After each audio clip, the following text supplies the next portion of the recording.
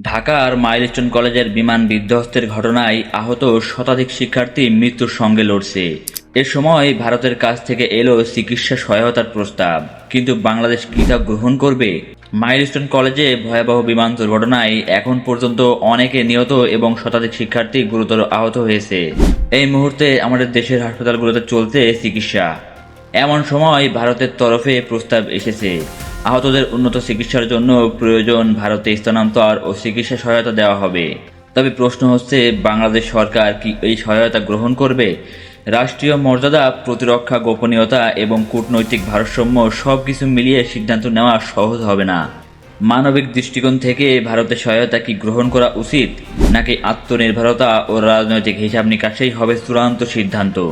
আপনি কি মনে করেন, বাংলাদেশ কি ভারতের প্রস্তাবে রাজি হওয়া উচিত? কমেন্টে আপনার মতামত জানিয়ে যাবেন।